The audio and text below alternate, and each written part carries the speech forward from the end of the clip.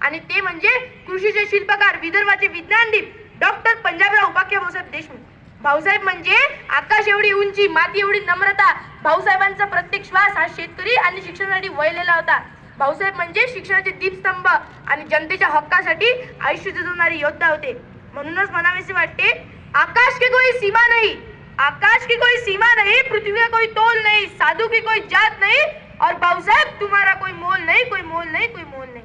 भाऊसाहेब म्हणजे साधारणतः माणूस नव्हते, तर ते एक पर्वत होते. त्यांच्या स्पर्शाने सामान्य माणसाला हिंमत मिळत होती.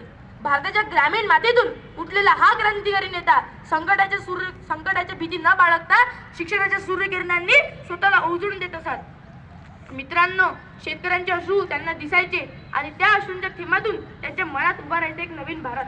लहानपणी खिशात पैसा नव्हता, पण मनात अतूट इच्छाशक्ती होती. त्यांनी शिक्षणासाठी जिद्द धरली.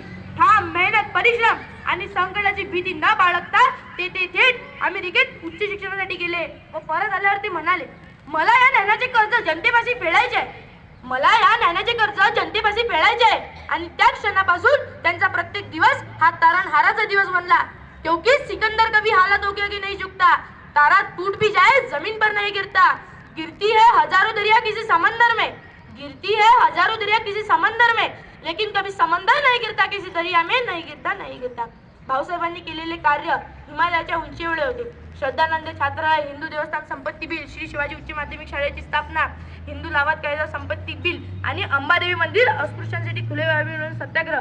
पण घटना समितीचं विसर्जन करताना शेवटचं भाषण हे डॉक्टर बाबासाहेब आंबेडकरांचं झालं.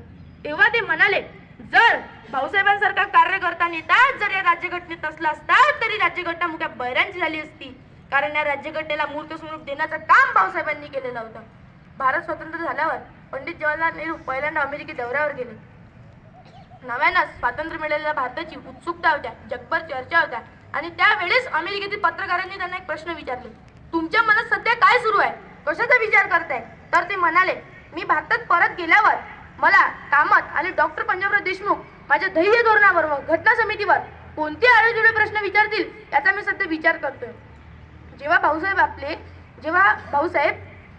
भारताचे कृषी मंत्री झाले तेव्हा भारताची शेती संघर्षात होती. शेतकरी कर्जबाजारी, जमीन गरीब आणि उत्पन्न कमी. पण भाऊसाहेबांनी हार मानली नाही. त्यांनी शेतीसाठी धोरण ठरवली, कायदे केली आणि क्रांती घडवली. त्यांनी शेतकऱ्यांना जमीन हक्काने मिळवून देणारे कायदे केले आणि कमी उत्पन्न गटातील विद्यार्थ्यांना शिष्यवृत्ती सुद्धा मिळवून दिली. हे डॉक्टर पंजाबराव उपाख्य भाऊसाहेब देशमुख सारख्या कार्यकर्ते नेत्याशिवाय होऊच शकत नाही. अशा व्यक्तिमत्वाचा जन्म एकदा शतकात होतो. त्यांनी हजारो विद्यार्थ्यांना, पैसा नसला तरी स्वप्न असलेल्यांना शिक्षणाची दारे उघडून दिली. मित्रांनो, आपण त्यांना श्रद्धांजली फक्त शब्दांनी देऊ नये, तर त्यांनी दाखवलेला वारसा आपल्या कृतीतून जपला पाहिजे. चला तर मग मित्रांनो, आपण एक संकल्प करूया. शिक्षण, सत्य, परिश्रम आणि समाजसेवा या 4 ज्योत आपल्या हृदयात जपू व डॉक्टर पंजाबराव उपाख्य भाऊसाहेब देशमुख यांनी दाखवलेल्या मार्गावर पुढे जाऊ. शेवटी एवढेच म्हणतो, शक्तियां सहने के लिए पत्थर का जिगर पैदा करो, शक्तियां सहने के लिए पत्थर का जिगर पैदा करो और देश की खातिर जो कर सके वो सर पैदा करो, वो सर पैदा करो.